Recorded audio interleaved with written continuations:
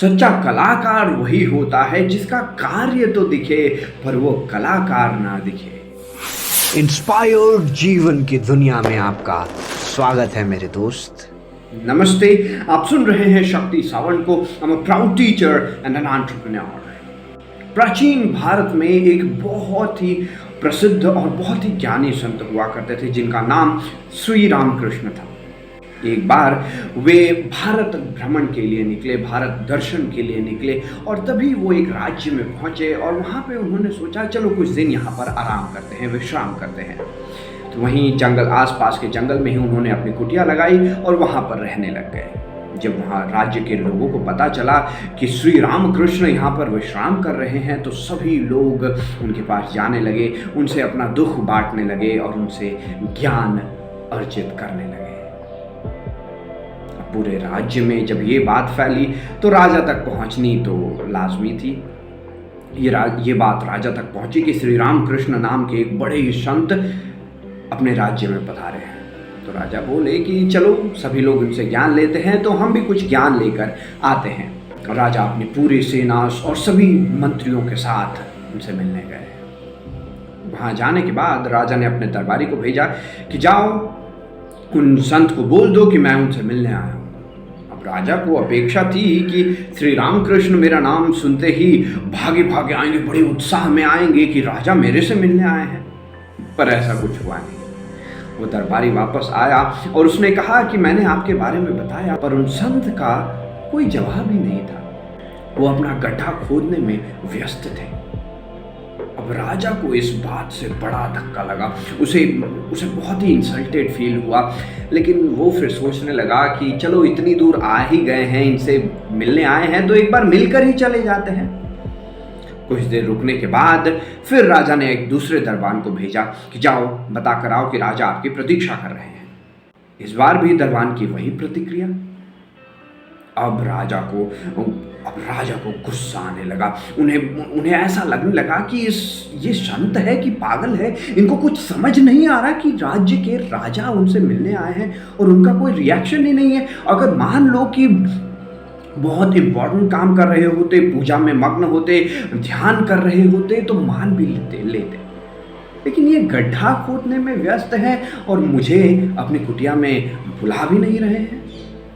अब राजा स्वयं जाकर उनके पास खड़े हो जाते हैं और राजा एक बार बोलते हैं कि मैं आपसे मिलने आया हूँ, मैं आपसे ज्ञान प्राप्त करने की अपेक्षा रखता हूँ। इतना कहने के बाद भी उन संत महात्मा श्री रामकृष्ण की कोई प्रतिक्रिया नहीं होती। रामकृष्ण अपना गड्ढा खोदने में संलग्न रहते हैं। घंटों बीत जाते हैं पर रामकृष्ण वहां से नहीं हिलते। कुछ और घंटे बीतने के बाद श्री रामकृष्ण कार्य खत्म होने के बाद राजा के पास जाकर बोलते हैं, प्रणाम राजा जी, आपको प्रतीक्षा करवाने के लिए मैं बहुत बहुत क्षमा चाहता हूँ, पर मैं अपने कार्य में व्यस्त था इसलिए आपका स्वागत नहीं कर पाया। मेरी छोटी सी कुटिया में आपका स्वागत है। अब इतना शांत व्यवहार देखकर राजा एकदम अंदर से आग बबूला होने लगा। एक तो मेरे को ये इतनी देर वेट करवाया, ऊपर से ये इतनी आसानी से मेरे को वेलकम कर रहा है। फिर राजा कहता है, क्या मैं इस दुर्व्यवहार का कारण जान सकता हूं? मैं इतनी देर से आपकी प्रतीक्षा कर रहा हूं लेकिन आप अपना गड्ढा खोदने में मस्त थे। कोई जरूरी काम होता तो मैं मान लेता, परंतु एक गड्ढा खोदने के लिए आपने मुझे इतनी देर पर प्रतीक्षा करवाई।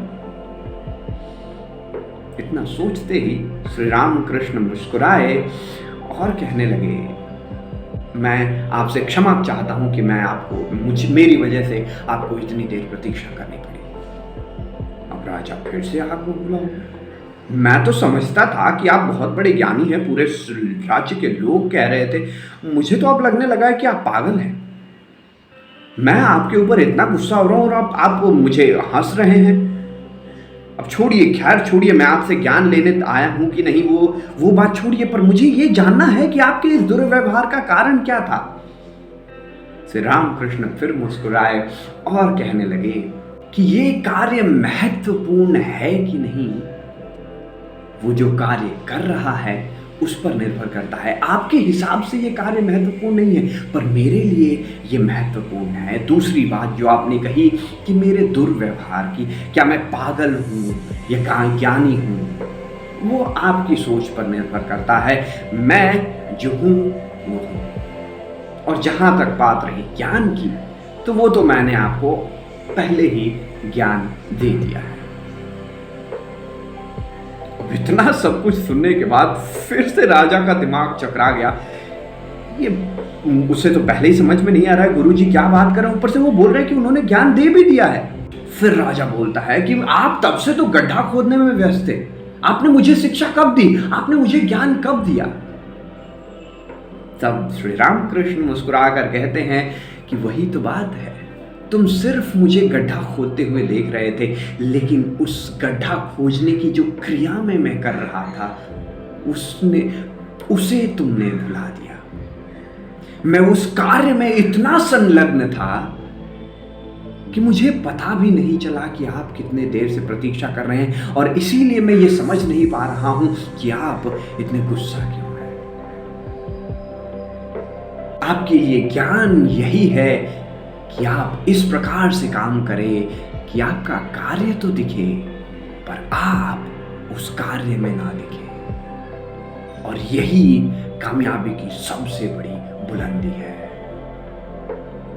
ये मैसेज माय डियर फ्रेंड सिर्फ राजा के लिए नहीं है, ये हमारे लिए भी है। ध्यान, लगन और अनुशासन, सिर्फ यही 3 चीज तो चाहिए हमें जीवन में आगे बढ़ते रहने के लिए, एक बेमिसाल कार्य करने के लिए।